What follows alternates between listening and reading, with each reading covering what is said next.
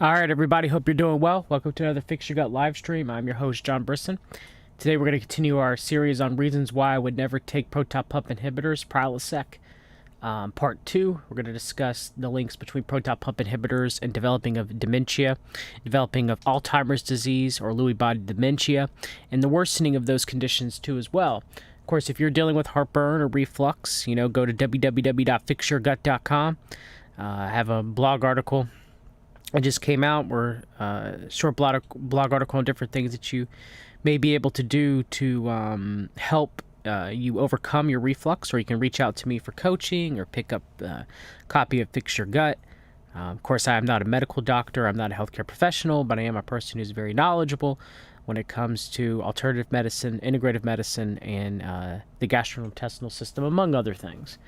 So you can look at my coaching page and see my areas of expertise as an autodidact. So let's begin. Now, here is a study, a meta-study that came out in 2019, and there's one that's from 2020 that I just want to show you the compare and contrast that there are different beliefs, and here is a dissenting opinion that proton pump inhibitor use does not affect a person's risk of dementia. There's another meta-study from 2020. However, new data has come out since then that, in my opinion, definitely proves the link, and we'll get to that. But I just want to look at, proton pump inhibitors are established. I want to look at dissenting opinions first. Proton pump inhibitors are established kind of drugs used in the treatment of most acid-related diseases. Some prospective studies have noticed that PPI use was associated with increased dementia risk. However, the results of these studies were inconsistent and controversial. This meta-analysis aims to determine the association with proton pump inhibitor use and risk of dementia among older people. Relative articles were systemically identified by searching the PubMed, Embase, and Cochrane Library databases from inception to February 2018. Cohort studies that report the risk of dementia or Alzheimer's disease among PPI users compared with non-PPI users was included. The quality of studies that were assessed using the Newcastle Ottawa Scale NOS. The publication bias is detected by a funnel plot and Egger test. Meta-analysis will abstract risk estimates, including relative risks, hazard ratios, odds ratios with a 95% confidence interval, for associations between PPI use and dementia or Alzheimer's risk.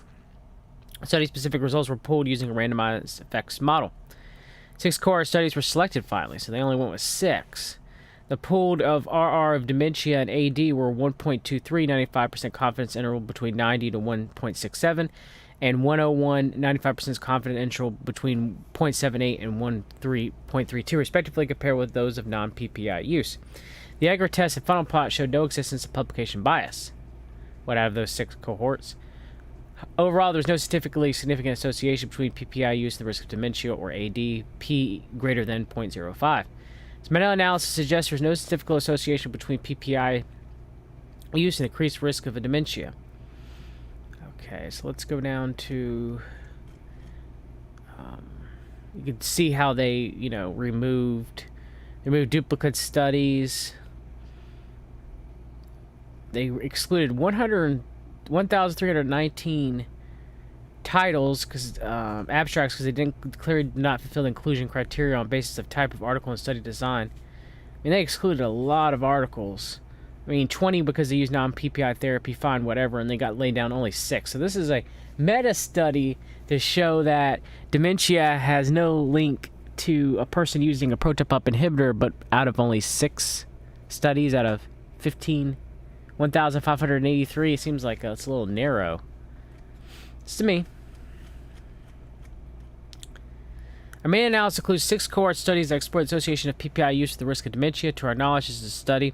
Its first meta-analysis to include only cohort studies assessing the associations of the use of proton pump inhibitors and the incidence of dementia.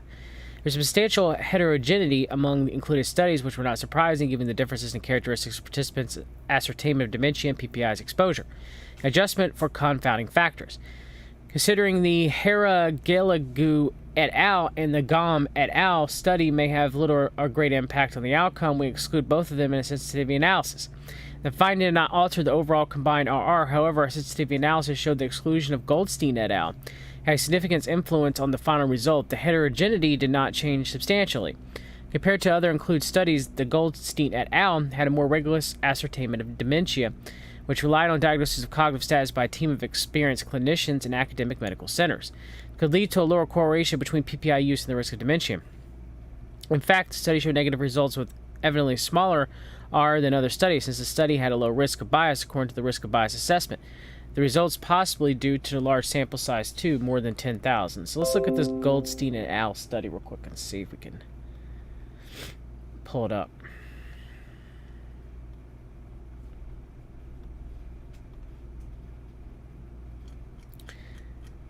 So I'm curious to see, was there any financing by this study? Oh, they have no disclosure. So they don't choose to disclose anything? Funding source: Emory Alzheimer's Data Research Center. NIA, NIH grant. Look at all these grants. Which I understand. That's how science is done. I get that. Let's look at the Emory University Alzheimer's Research Center.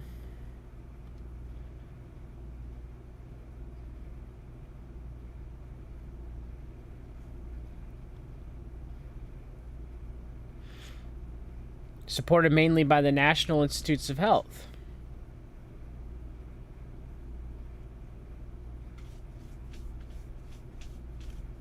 I'm not saying there's a conflict of interest per se, but I'm saying there is a possibility. Let's look at Goldstein et al. One more time.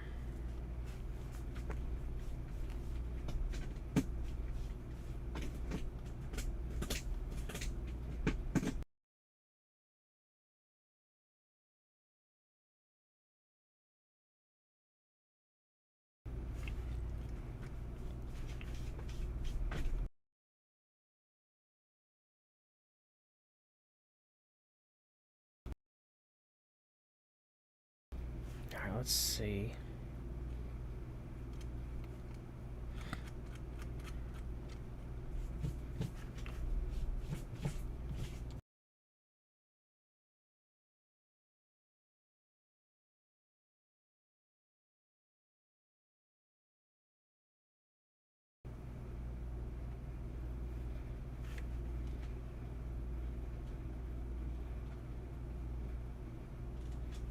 It's about a conflict with two other reports.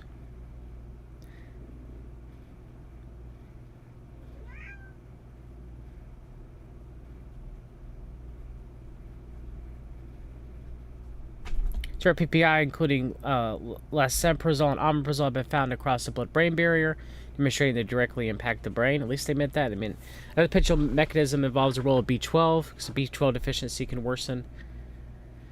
So, I mean, they at least admit that it could be issues. It's a 2017 study. But they did find in 2020 a strong link of what that may be, the cause of it. Let's continue. This could lead to... Okay. Our outcomes were remarkably similar with Wajin-Precha et al., which showed increased risk of dementia among PPI users, but did not reach statistical significance. Recently, a German prospective cohort study, including 73,679 participants over 75 of free dementia at baseline, showed that PPI users had increased risk of developing dementia.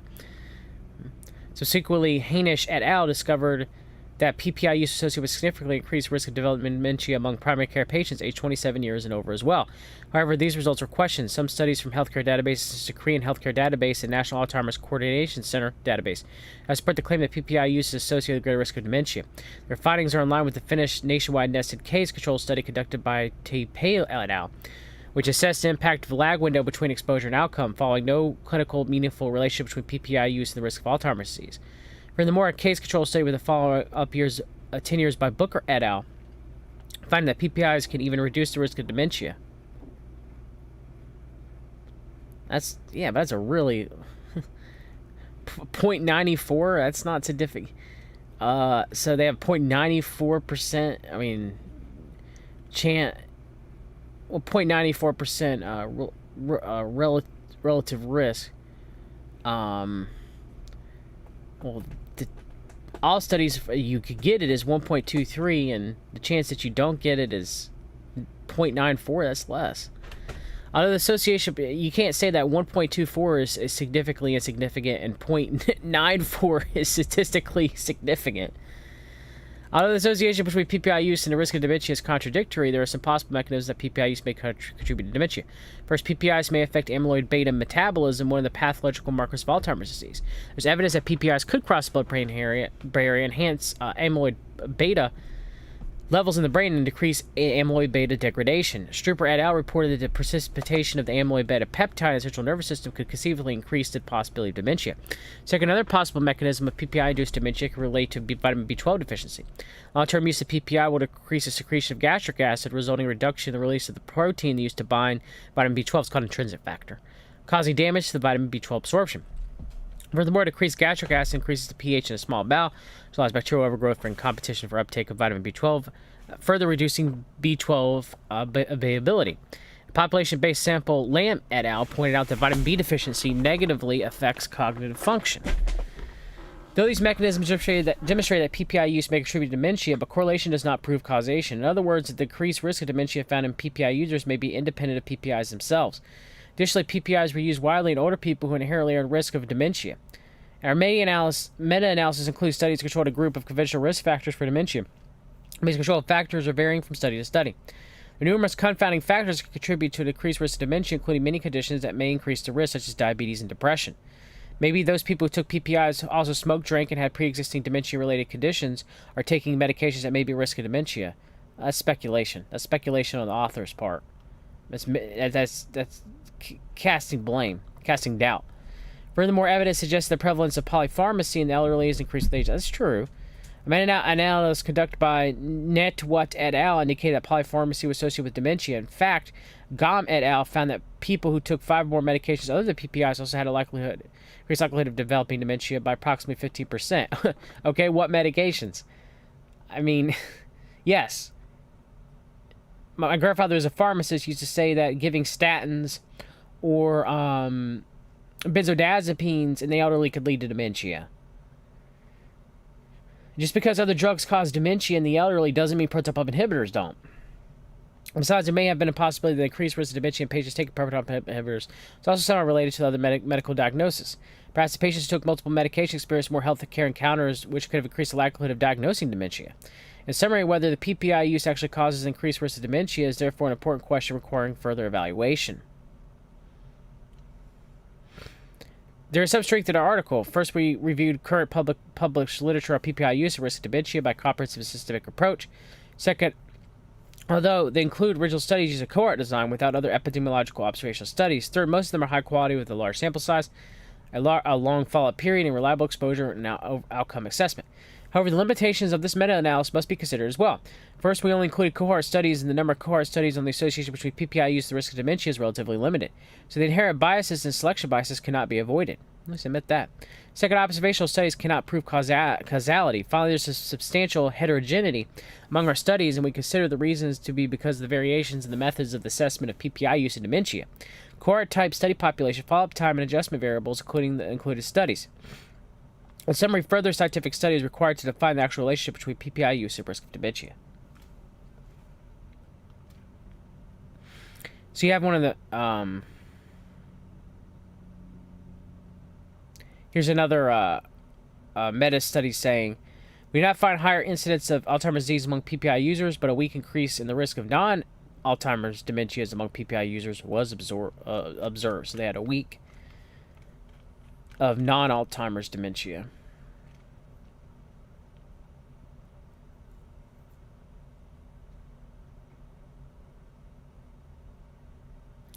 We also evaluated the risk of dementia in different age groups. Gom et al. Found a reduction of dementia risk with PPI use with increased age, HR 1.31. Although not significant, we also observed a risk reduction seen in other subjects. Again, they say it's not significant, but it's as far as in causing Alzheimer's, but not significant when it does. There's some biases going on. There's something going on here. Proton pump inhibitor lansoprazole enhances amyloid beta production. A key event in the pathogenesis of Alzheimer's disease is the accumulation of amyloid beta species in the brain, derived from the subsequent cleavage of the amyloid precursor protein APP by beta and gamma secretases. Based on the system's biology studied to repurpose drugs for AD, we explore the effect of lansoprazole and other proton pump inhibitors. Hold on, let me make sure this is gamma. I think it is.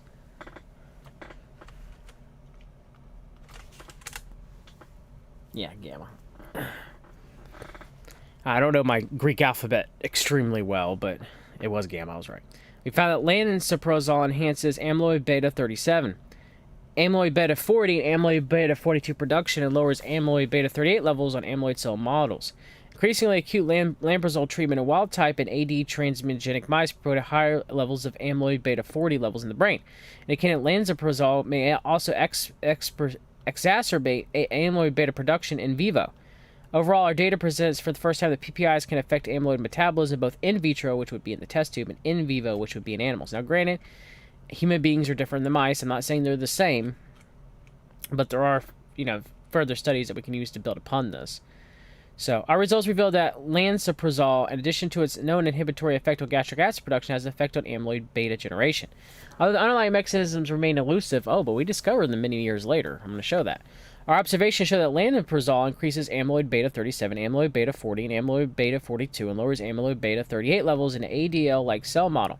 In addition, the increase of SAPP beta and the lack of changes in APP and BACE1 protein levels seem to indicate that lansoprazole will not only modulate the gamma secretase complex, but also increase BACE1 activity. Taken together, we hypothesize that lansoprazole could inversely modulate the gamma secretase activity by shifting the APP cleavage site, resulting in higher amyloid beta 42 and lower levels of amyloid beta 38. Moreover, it would also increase the activity of other pH-dependent proteases such as BACE1, raising total amyloid beta production, and particularly reflected in the raise of amyloid beta 37 and amyloid beta 40 levels, or meprin beta boosting A beta 2X species.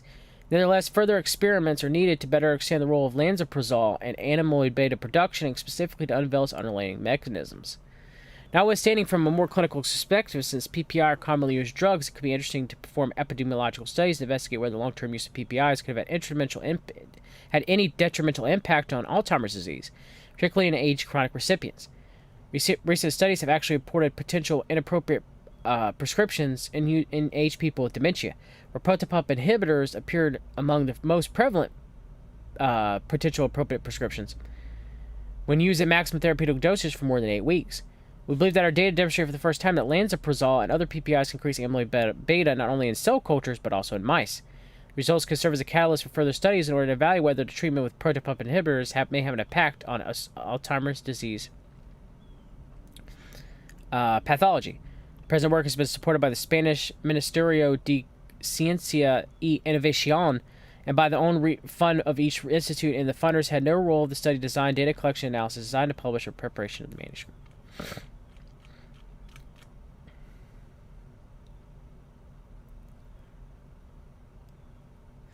So Alzheimer's disease is the most prevalent neurodegenerative disorder worldwide. Many molecular lesions have been detected in Alzheimer's disease, but one of the most pathological hallmarks is extracellular deposition of amyloid beta peptides in the brain. It results in oxidative stress and inflammatory damage, which in turn leads to energy failure and synaptic dysfunction. Formation of amyloid beta species is caused by the subsequent cleavage of amyloid precursor protein APP by two proteases, beta secretase, also called beta site APP cleaving enzyme 1 or BACE1, and gamma secretase. AP40 is a major secreted form, while AP42 has been suggested to be a main pathological species in Alzheimer's disease pathogenesis. Although other truncated amyloid beta peptides might also contribute substantially to toxicity and amyloidogenesis. So the main one is amyloid beta 42, and proton pump inhibitors increase amyloid beta 42 production in rats. Several studies support the hypothesis that classic fibrillar amyloid plaques are deleterious to the brain, showing that a subpopulation of dense core amyloid beta plaques, in particular the so-called neuritic plaques, are intimately associated with local dendritic spine loss, changes in neurites, and gliosis in Alzheimer's disease, gliosis. In mouse models, However, the total number of amyloid plaques do not correlate well with the severity of illness or with loss of neurons, arguing against the direct causal effect of plaques or cognition on neuronal cell death on Alzheimer's disease. More recently, alternative hypothesis has been growing and gaining support, based on the idea that the toxic component is within the soluble fraction. There's data showing that soluble forms of amyloid beta correlate more closely with dementia severity than fibrillar amyloid beta. So, even this study is showing my belief, and I believe it's Jason Hooper's belief too, that amyloid beta is not the cause of Alzheimer's disease per se. Amyloid beta production or accumulation within the brain has some sort of cause. And that cause is what's the cause of Alzheimer's disease. So there's a possibility that protopump inhibitors are contributing to Alzheimer's disease. Well, let's find out. Cognitive impact after short-term exposure. I want to look up something. Okay. To different protopump inhibitors, assessment using CAN-TAB software. Protopump inhibitors are one of the most frequently prescribed classes of drugs in the world due to their few immediate and tangible side effects. Major indications for PPI therapy include peptic ulcer disease, gastroesophageal reflux disease, refractory or resistant erosive esophagitis, Zellweger-Ellison syndrome, chronic non-steroidal anti-inflammatory drug use, and treatment of Helicobacter pylori. The PPIs act by forming irreversible disulfide bonding with the cysteine residue of the hydrogen, potassium, and adenosine triphosphate ATPase proton pump, thus inhibiting the secretion of gastric acid from the parietal cell. I wonder how that has an effect on mitochondrial health. We'll get that in the next stream. Strong evidence supporting the superior safety and efficacy of PPIs has been made. PPI is the mainstay of therapy compared to other anti-secretory agents used. Annual U.S. sales of $13.9 billion. They're the third most widely sold drug class in the United States. From 2009 to 2013, the number of prescriptions increased from 146 million to 164 million, acquired 8th position in the list of the total prescription share of top therapeutic classes. However, studies have shown that 25 to 70% of the patients taking these drugs have no appropriate indication. This is because the PPIs are constantly being overprescribed in both primary and secondary globally. There's evidence that elderly patients are unnecessarily prescribed PPIs at the time of hospital admission as gastric protection with the sole aim of avoiding potential illegal prosecution of physicians in charge with ignoring medical care. Such overprescribing and overuse of protopump inhibitors raises concern about the aftermath of PPI-induced health hazards. In general, PPIs are considered safe with minor adverse effects ranging from approximately 1 to 3%.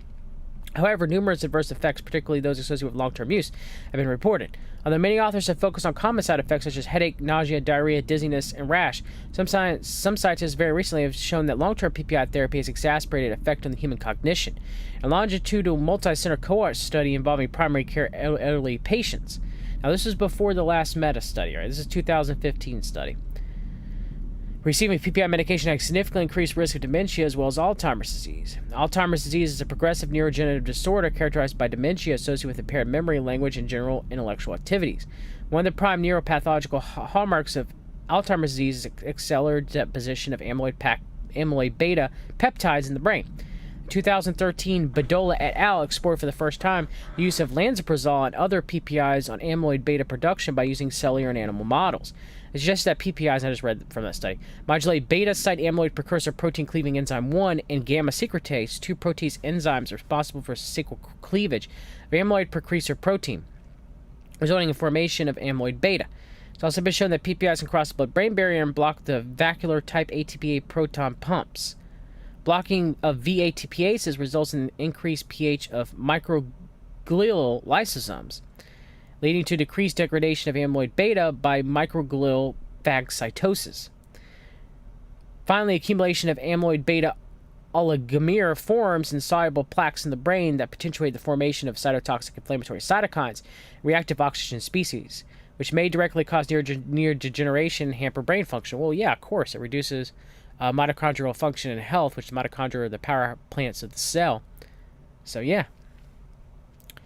These findings are particularly important for the elderly participants of chronic protopump inhibitor therapy because long-term protopump inhibitor therapy may potentiate Alzheimer's disease progression or aggravate Alzheimer's disease symptoms in these patients. Furthermore, long-term PPI therapy for elderly patients may participate vitamin B12 deficiency due to malabsorption of protein bond vitamin B12. Yeah, it's because of interference with the trinsic factor produced in the stomach. Poor vitamin B12 status has been linked from cognitive decline and Alzheimer's disease. The probable etiologies of the association include atrophy of the cerebral cortex and white matter damage in the central nervous system due to demyelination, impaired DNA synthesis, and accumulation of neurotoxic total homocysteine and or methylmalonic acid. However, until recently, little evidence existed about the impacts of PPIs on cognition. Hanish et al. Reported an inverse relationship of PPI use with cognition. In their epidemiological study, they showed only an overall rise of dementia and AD risk for patients with chronic PPI therapy. They did not mention anything about whether cognitive functions were impaired by specific PPIs.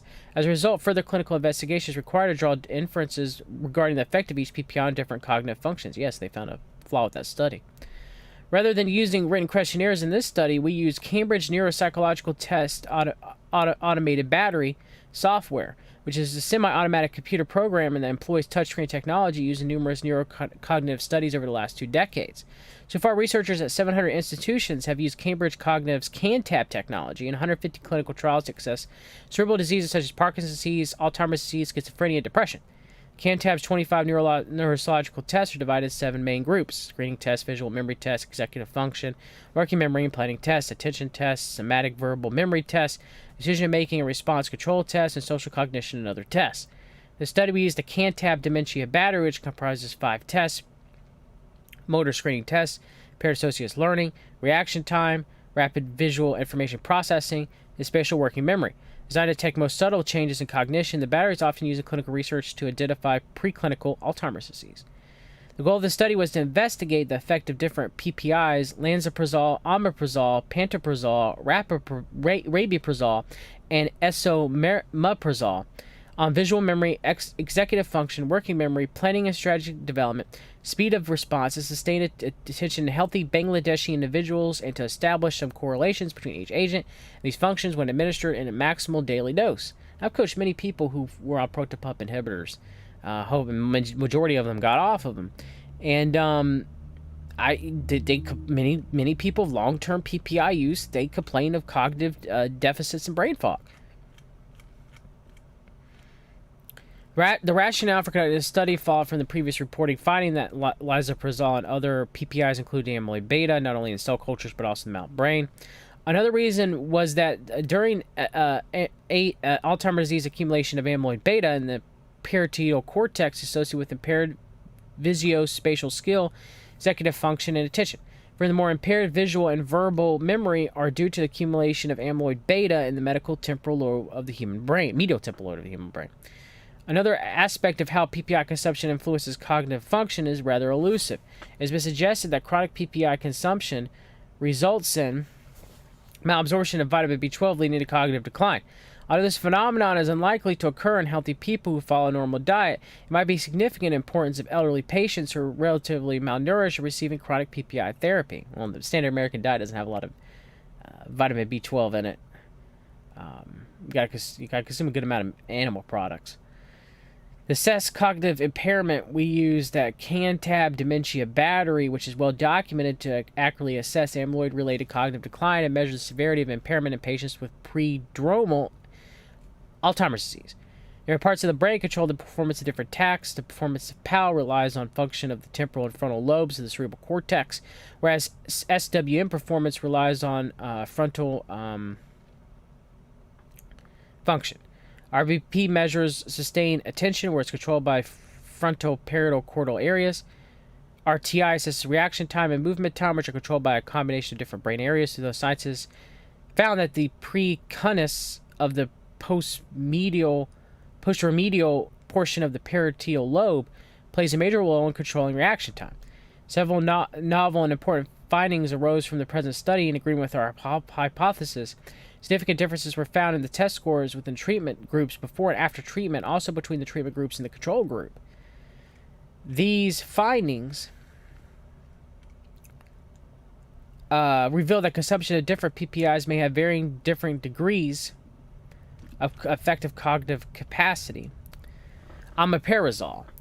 Compared with baseline, participants receiving omeprazole made more errors in the MOT and PAL test, took more time for the movement in RTI test, and failed to identify correct sequence in RVP, and made more errors in SVM strategy. The PAL test, the omeprazole group showed a significant p less than 0.0 0.5 change with a 95% confidence interval and large effect size, whereas in the SWM between error tests, this group showed highly significant results, 0.002, and a large effect size. These findings indicate that omeprazole is one of the major contributors to impaired cognitive function, leading to deterioration of visual and episodic memory, new learning, motor and mental response speed, short-term and sustained attention, retention and manipulation of visual spatial inflammation, and strategy development. However, very few significant results were found for omeprazole compared with the control group. Among them, RTI movement time showed a highly significant result, a less than 0.01 with 95% confidence interval, and a large Cohen's d value of 1.313 overall. The data suggests that omeprazole resulted in both statistically and clinically significant impairment of cognitive function. Significant cognitive impairments were also observed in the lansoprazole group before and after treatment. So we would assume that omeprazole and lansoprazole cross the blood-brain barrier, okay? So you want to avoid those. If you had to use a PPI, you want to avoid those. In addition, the probability of detecting the right sequence in the RVPA subtest also decreased significantly, p less than 0.5. For one of the executive function tests, SWM strategy, lansoprazole produced a more highly significant result, p equals 0.001 with a 95% confidence interval, and a large effect size compared with any other of the PPIs. These results indicate that lansoprazole not only hampers motor functioning, visual memory, alertness, and attention, but also deeply limits the retention of spatial information and the capacity to manipulate memory to develop a strategy and execute a complex task. These findings show a degree of agreement with previous studies in the mouse brain, and they suggest that lansoprazole increases amyloid beta, and may hamper cognition more profoundly than other PPIs do. So yeah, lansoprazole is the one you definitely want to avoid more. Any of them. Which lansoprazole, its main, because omeprazole is Prilosec, so I think lansoprazole is Prevacid. Yeah, so if you had to take a PPI, you definitely don't want to take Prevacid, and you probably don't want to take Prilosec, based off this study. All right, Prevacid is going to hamper your neurological function the most out of all of them. However, no significant changes p greater than 0.05 were found in the mean values of all tests except for PAL of the volunteers receiving either lansoprazole or placebo. Rabeprazole. In the rabeprazole group, MOT and PAL scores did not change significantly either within groups or between groups compared with the control group, suggesting that rabeprazole has little effect on episodic memory and new learning. With regard to reaction time, RVPA and SWM tests, however, participants received rabeprazole had significantly different scores compared with other baseline scores. Significant p-value, 95% confidence interval, and large effect for SWM score indicated a negative effect of rabeprazole on the capacity to retain and manipulate spatial memory in planning a task to execute.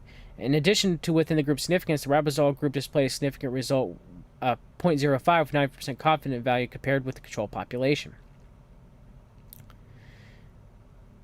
So yeah, you would want to avoid rabeprazole as well, but if you had to choose between Prevacid and Prilosec, you'd probably want to choose rabeprazole if that was your only option. If you had to take a proton pump inhibitor, which I don't recommend their use, which would be Acifex. Pantoprazole. Compared with other PPIs, the results for pantoprazole are rather elusive. Pantoprazole showed significant changes less than 0.05, and at least one of the MOT, RAL, PAL, RTI, and SWM subtests, but failed to make notable changes in other subtests. Among them, MOT mean latency, RTI movement time, both between groups, and SWM strategy scores decreased with significance at 95% confidence interval. In addition, the pantoprazole group showed significant changes in RVP visual attention tests. However, though not conclusively, we might say that participants taking pantoprazole would be a high risk for attention deficit with impaired motor and mental response speeds. So pretty much all the proton pump inhibitors are horrible for mental function. Among the other PPIs, we found little evidence that might support the negative effect of esomeprazole on cognitive performance. So if you had to take one, you'd want to take esomeprazole,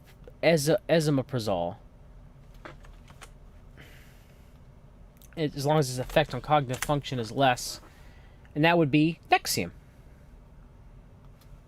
So if you had to choose, you'd choose the purple pill. So I don't recommend it, but if you had to choose, you choose the purple pill. The Mott mean error, both in group and between groups, RVPA and SWM strategy scores show significant changes, less than 0.05, suggesting that individuals taking Prilosec would be at a high risk for developing difficulties in maintaining sustained attention, retaining and manipulating spatial memory, and planning strategy. Surprisingly, we found no significant effect on omeprazole on visual spatial memory, new learning, motor and mental response speed, response activity, and impulsivity. Though we found no significant differences among the PPIs by ANOVA on the basis of paired samples, the t-test we postulate that Prilosec has the highest impact on cognition and Nexium the least. Pantoprazole, lansoprazole, and rabeprazole show comparatively similar impacts on cognition. So if you have to choose a PPI with less cognitive issues, according to the study, you would choose the purple pill, which is Prilosec. Taken together, our findings reveal that different PPIs have some exacerbating effects on cognitive performance. Our findings are in agreement with recent studies suggesting that patients receiving any PPIs have significantly increased risk of developing dementia and Alzheimer's disease. So yeah, I mean, Prilosec, it's by less harm, but I still wouldn't recommend taking any of them. However, in the study, we overcome several limitations of previous studies, such as the variety and automatic cognitive tests that have been used to assess different domains of cognitive function. Furthermore, we tried to reveal the effect of individual PPIs on cognition. However, several limitations of the present study should be taken into account. Our study is limited by short duration, and small numbers of subjects included. We did not measure the cognitive impacts of PPI after long-term use. Therefore, we analyzed the data from different statistical points of view to reveal the significance of our findings. The presence of additional factors such as age, sex, apolipoprotein E4 allele, of course, which APO4 has been polymorphism has been associated with increased risk of Alzheimer's disease. Cytochrome P452C119 allele and depression were not taken into consideration. We investigated a statistical association of PPI use in dementia rather than elucidating the underlying biological mechanism. We do not further conclude that all patients receiving chronic PPI therapy will develop Alzheimer's disease. Rather, these patients may be at a higher risk of developing some sort of dementia when they are older. Alzheimer's disease is a very slow progressive dementia that takes many years to develop. Many other factors may contribute to its prognosis. Study is probably the first of its kind to determine the extent of impairment in different cognitive domains associated with the use of different PPIs. Although we established the effect only a short period of time, it's evidence that all PPIs have some sort of exacerbated effects on cognition in most of the cases. These negative effects may remain unnoticed, but in the long term they may take part in the development of Alzheimer's disease, especially geriatric patients undergoing long-term PPI therapy. For chronic acid peptic disorders or taking PPIs for long-term non-steroidal anti-inflammatory drug therapy are greatest risk of developing Alzheimer's disease. As a result, judicious and appropriate use of these medications is imperative to minimizing those risks. However, to substantiate the robustness of the findings, studies with larger sample size and longer follow-up periods are required. However, a pharmacogenetic study of PPI metabolizing enzymes would help to realize the individual variation of cognitive impairment associated with PPI administration. Yeah, if you have apolipoprotein 4E4 polymorphisms or cytochrome P450 2C19 polymorphisms, then yeah, you would not want to take a proton pump inhibitor likely because it could increase your risk of developing these cognitive deficit diseases like Alzheimer's disease, dementia. However, to substantiate the robustness of the findings, okay, I read that. Nevertheless, the present study could be cited as evidence for the effect of proton pump inhibitors on cognitive performance. So different tests, there was the MOT, which is the motor screening test, the PAL, the paired associates learning, RTI, which is reaction time, RVP, which is rapid visual information processing, SWM stand for spatial working memory. So the authors declare they have no competing interests. So here we have the newest study. Newest discovered mechanism could explain increased risk of dementia, May 8th, 2020, Karolinska Institute. Millions of people around the world use acid suppressant called proton pump inhibitors for conditions like heartburn, gastritis, and stomach ulcers. Researchers at the Karolinska Institute in Sweden now report that long-term use of these drugs can increase the risk of developing dementia. The results are published in the journal Alzheimer's and Dementia. We've been able to show that proton pump inhibitors affect the synthesis of the neurotransmitter acetylcholine, which plays a significant part in the conditions such as Alzheimer's disease, says Tara Darashora, senior researcher at the Department of Neurobiology, Care Sciences and Society, Karolinska Institute. Since there is no effective treatment for the disease, it's important to avoid risk factors. We therefore want to draw attention to this so that drugs are used needlessly for a long time. So here's a study.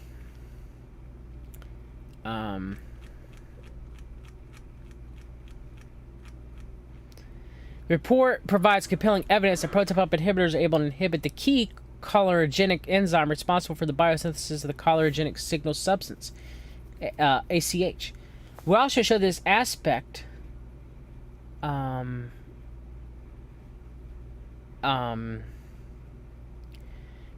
are more potent and more selective inhibitors of CHAT than one of the strongest known inhibitors of this enzyme, that is alpha-neta. We also found that the potency of PPIs were determined by the inhibition constant lies several fold between the known plasma concentrations for these drugs in human patients, even following standard daily dosages of 10 milligrams and 20 milligrams of these drugs. However, higher dosages for these drugs are not uncommon, and several PPIs are purchasable over the counter in many countries. Overall, these findings, together with results of pharmacoepidemiological studies linking exposure to proton pump inhibitors with incidence of dementia, are pointing at an alarming secondary mode of action for PPIs, including probability of exerting a clinical relevant anticholinergic burden. Given the current risk, given that best strategy against Alzheimer's disease is detection with possible elimination of the risk factors, the current findings are important to suggest the use of PPI should be considering a legitimate risk factor for both incidence of dementia and its further progression, particularly in the elderly and in patients already suffering from dementia. Furthermore, the PPI's anticholinergic burden is more likely also relevant for several other diseases in which cholinergic dysfunction may be involved, such as ALS and the related motor neuron disorders. Thus, the findings want specific epidemiological studies on PPI use as a risk factor, risk modifier for ALS, and in the related motor neuron disorders. ALS would be Lou Gehrig's disease. To the best of our knowledge, all drugs with known anticholinergic burden do so by acting as antagonists of the cholinergic receptors, in particular the muscarinic subtypes, where it's the first time the identified target is the key acetylcholine synthesing enzyme. Therefore, studies on biological consequences of inhibition of CHAT are scarce. There's even a large diversity among the cholinergic receptors in the peripheral organs as well as are in the central nervous system.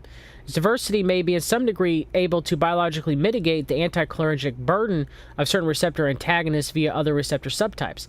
This possibility is lacking for CHAT because this is a single known cytoplasmic enzyme that's capable of biosynthesizing acetylcholine within the cytoplasm of all cholinergic cells and neurons.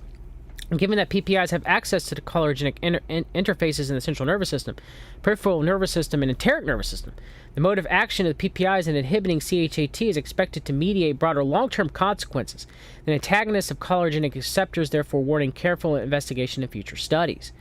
We also examine whether proton pump inhibitors are able to simultaneously inhibit the activities of acetylcholine-degrading enzymes ACHE and BCHE. The results indicate that PPIs have a negligible activity on these two enzymes. This finding has an important implication, appreciated as follows. If PPIs inhibited both CHAT and acetylcholine-degrading enzymes, and their anticholinergic action could have been negated by their cholinergic-enhancing action, inhibition of acetylcholine degradation. Therefore, the net expected biological implication would be low. However, these above analyses indicate it's very unlikely because the potency of proton pump inhibitors concerning their inhibition of CHAT is absolute dominance, even with highly conservative estimation of 20 to 5,800-fold selectivity of PPIs for CHAT versus the cholinesterases. Therefore, it's unlikely that an apparent anticholinergic burden of PPIs and the possible consequences could be moderated by their much weakened activity on cholinesterases. So yeah, definitely. I mean,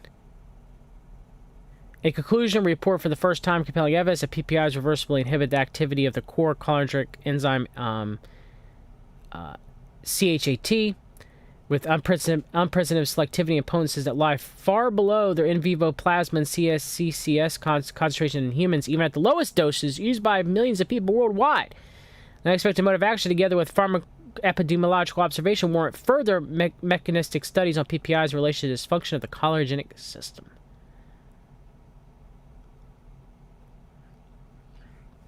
So I'll link this study in the chat, so that's why I do not recommend proton pump inhibitors. Alright, everybody, take care.